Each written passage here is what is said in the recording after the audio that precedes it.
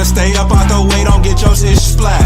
Stop letting this shit slide and get your lick back. And get your lick back. Get your lick back. If a nigga owe you something, ain't no chit chat. Better stay up out the way, don't get your shit splat. Stop letting this shit slide and get your lick back. And get your lick back. I feel like I'm JX. J-Way. I'm a perfectionist. Adderall got me restless. I'm gone. Run with a wild crew, they get reckless. Young boy, come up off that neck. Give me Into that. the trends. See a lead, be the best. Good afternoon and welcome to another episode of Corner to Copa. This is a special episode. The early reports post All-Star game is that the Detroit Tigers are leaning towards being buyers at this trade deadline. And we continue to stay hot. We have another big win yesterday against the Los Angeles Angels. Wasn't pretty. We were down for the entire game by a score of 1-0, and it took late inning heroics by the likes of Hyu Lee, along with others, to pull out that victory. Some clutch off defensive plays in the bottom of the ninth as well. But the Tigers continue to find ways to win.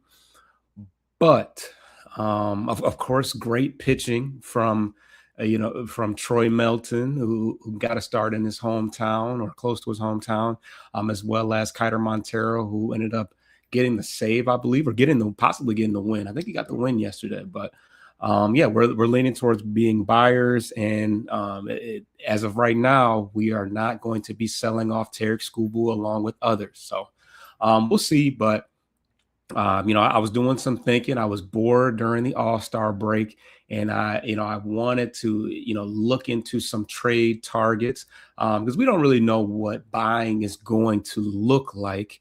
I don't presume that we'll be selling off any major assets to get to major assets to go out and get a big name. But there are certainly some names out there that could assist us in, just being more competitive. Even though, if you're going to hold on to Tarik Skubal and forfeit the possible assets that we could obtain, you would like to think that we're just going all in for a World Series bid. But not looking realistic on that front, but there are some possible low cost guys that we could go after to assist us to at least win the division and make some kind of push. That is the one thing that we have not attempted to improve in is going out and getting some bats in the outfield with some pop. Preferably righties, but not necessarily, don't necessarily have to be righties. We got a couple guys out there that if you're looking on the graphics side, that could improve the team, add some pop to our outfield, in their low cost guys that wouldn't cost you an arm and a leg. A name that didn't pop up to me, but that didn't cross my mind, but I saw it somewhere. I can't remember where the graphic was Heliot Ramos, who is a corner outfielder from the San Francisco Giants. If you're paying attention, the San Francisco Giants are selling, are willing to part with just about anybody if the price is right. And, Heliot Ramos is a name that, as I look more into it, fit a need that we could possibly obtain. Now, as far as the Detroit Tigers, we have, obviously, Kerry Carpenter is a name, is a good player. As well as Riley Green. So there is some production as far as the outfield is concerned, but you do have guys like James Outman. You got Zach McKinstry. You had Matt Vierling.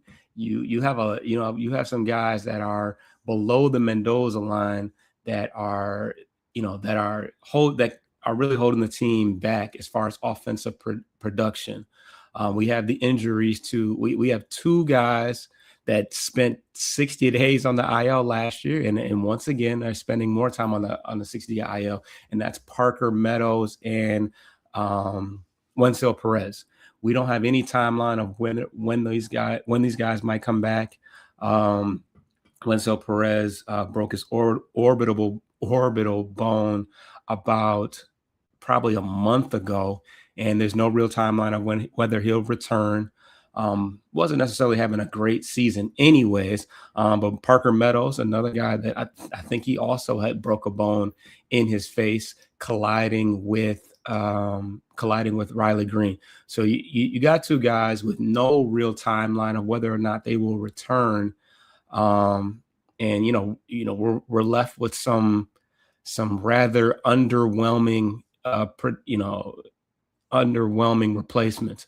We do have Ben Malgeri, who's been okay, but if you're truly making a World Series push, you can't put a guy out there, a rookie who's playing at who's hitting at a slightly below league average amount. So without further ado, I think I gave you a lot of preliminary statistics. Let's talk about Heliot Ramos.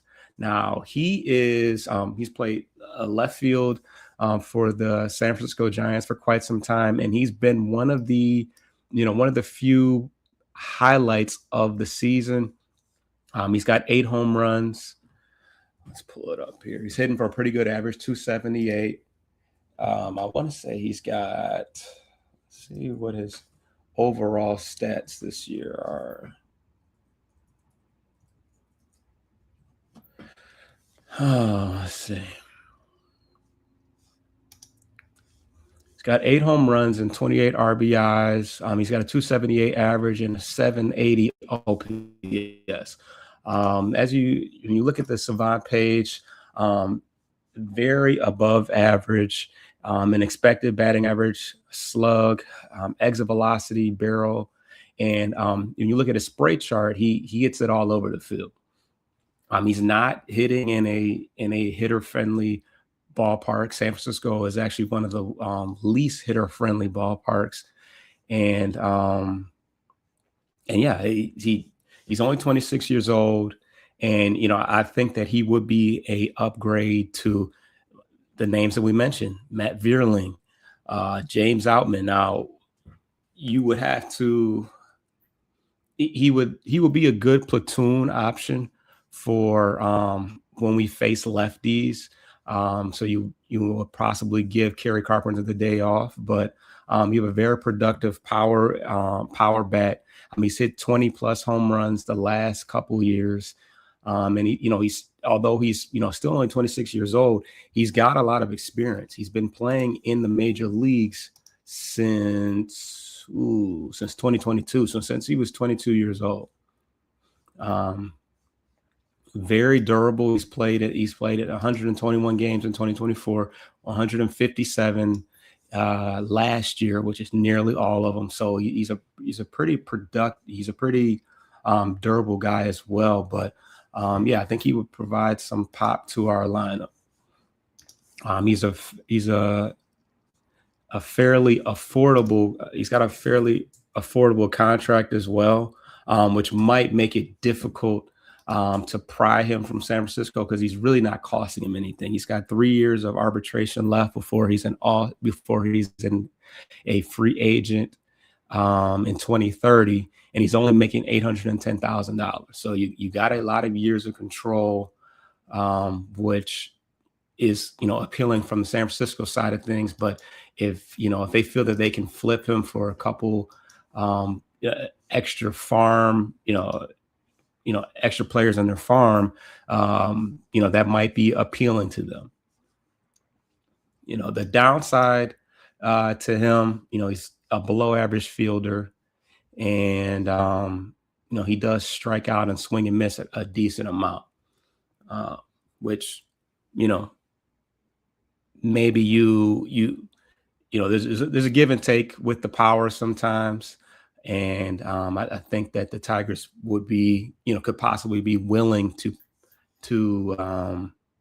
deal with that exchange. Got a comment there. Yeah, and it's funny because Troy said I like Arias. Yeah, I'm not mad at Arias. He plays first base and second base. He's another lefty bat. But I do like his I do like his contact. His ability to make contact. He's a guy that actually was sitting. Arias was it took him a while to get signed. He was kind of a late signing, um, because of the fact that he's hitting for an average and hitting for a lot of contact that's not as valuable as it used to be. But he also wasn't a really good defensive player, which he's vastly improved on. He's had a 10 outs above average this year, which is in the 99th percentile, something that I did not think that we would. I don't think anybody expected to see from him, but he was definitely somebody that was on my radar as even as a DH. I think that Scott Harris, highly avoids left-handed bats because we are so lefty friendly, and we don't, we tend to platoon lefty bats when lefties are pitching. So, although he's not hitting for much more power, he's got a 330 ER. I mean, he's got a 330 average, a well above average OPS this year as well. He's making, he's squaring the ball up. He's hitting, hard. He's hitting, a good amount of line drives, not necessarily hard, but he's finding grass out there. But yeah, he's been a highly valuable bat this year, but he's also been efficient in the field as well. He's been an all-around great player. He was an all-star this year as well. So, Eugenio Suarez. I was talking about this on Twitter earlier. Yeah. You're throwing out some good names. Yeah, Eugenio Suarez. Not a big fan. Not a big fan this year. I think we're a year late on going after him. He struggled quite a bit. He's struggled quite a bit this year. He's also been hurt. You look at his when you look at his Savant page, it's been awful. Obviously, he's been an awful third baseman for a while. But you took the 50 home runs last year. This year, he's got only 12. He's hitting for an even lower value average than last year. And he's not getting on base. He's striking out a ton. But, when he does make contact, he is barreling it up and hitting for power on the occasion. He would provide a right-handed bat. He could play DH, but yeah, I don't know. He's still probably maybe a more valuable bat than Matt Vierling, but you lose speed there, even though Vierling doesn't really steal bases like that. So, maybe he could provide some playoff heroics, which he did last year for Seattle. But as far as his overall hit tool, has not been great this year. And he's old. I mean, he's 35 years old. He was another guy like Luis Arias that was out there for a long time. And he was out there for a long time. Cincinnati picked him up, and it has not paid off for them. So I don't know. Jo Adell, another guy that had a much better year last year than this year. But he is a corner. He is a good corner outfielder with pop. So I'm liking where what you're putting out there. I know I think the Angels have a couple years of control with Adell. There's another guy that I'm going to save for a later day that also played for the Angels that is on my list for this year. But let's get to the other guy that I like. Now, Jake McCarthy, Obviously, the Rockies are one of the few teams that are selling right now. And he's kind of come out of nowhere this year and been a highly productive bat for them. He didn't make the All-Star game this year, but he had a pretty All-Star caliber first half of the season. He was I think he was traded for cash from the Arizona Diamondbacks after not playing really well for them. But this year he's got 10 home runs. He's got about 50, 60 RBIs. And obviously he will be a upgrade over what we have in center field right now. Good contact bat. A ton of speed. He's in the 99th percentile of sprint speed. Just about average as far as defensively, but a very valuable bat this year. He's hitting for a good average. He's hitting over 300. He's getting on base, and he would be alongside Riley Green. He would be alongside Riley Green as our best bat in the outfield. Obviously, he's another lefty, but that's pretty much all. When you talk about Parker Meadows and James Outman, he's another lefty bat that's already out there. So you're not necessarily adding more lefties to the mix. I'd have to look at his splits as far as going against lefties, but I think he's actually decent against lefties.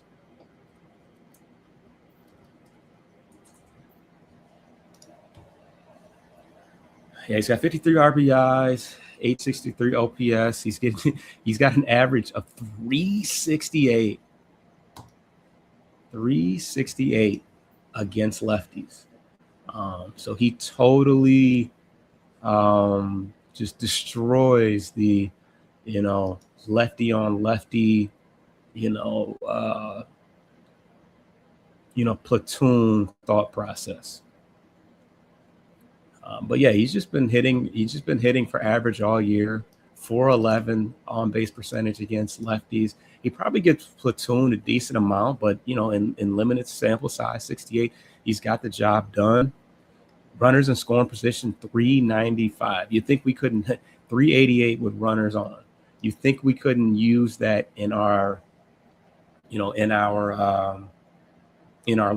We had 2 measly runs in the very last inning of the game yesterday. So yeah, Jake McCarthy. Now, he doesn't have a long track record of production. Although he's been in the league for parts of 5 years. So this is kind of an outlier year, which, some might not necessarily believe in. But, he's 28 years old. So, he's been around for quite some time. So, I don't know how well he doesn't really fit the timeline of what the Colorado Rockies are looking for as far as when they'll be competitive. They're a fun team to watch. They score a lot of runs, but they don't, they don't have any pitching. So they're not ready to win at all. You mentioned Mickey Moniak, same thing. Older guy who, they'll likely, take, flyers on if somebody is willing to, throw a couple prospects in, because he's also 28 years old and having a bit of an outlier year. I talked about him early on. He is a left-handed bat. He's a corner outfielder, but, he will be one of the more productive bats outside of Riley Green on our team. You look at his splits. Let's look at Mickey Moniak's splits against lefties. There's no way that he could possibly hit better against lefties than Jake McCarthy, but we'll check it out.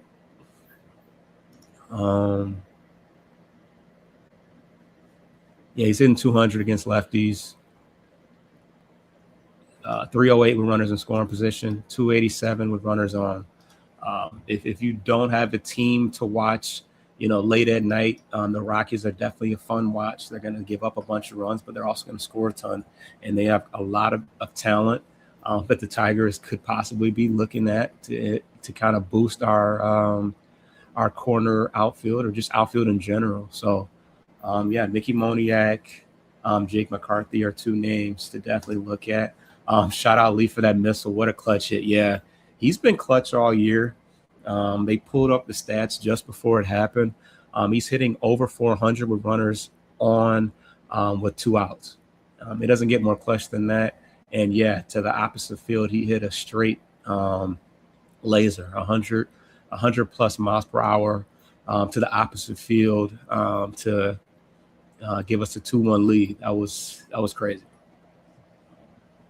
But yeah, I was only going to talk about a couple corner outfield names, but you threw out a lot of good candidates for us.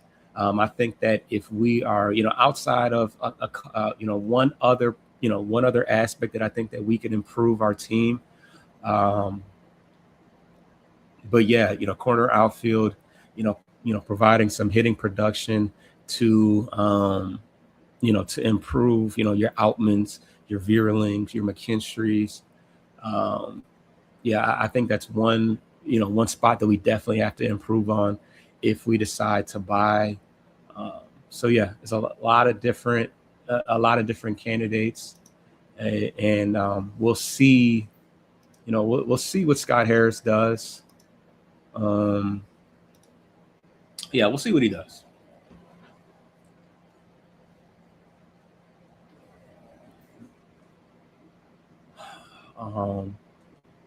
So yeah, I'll be back.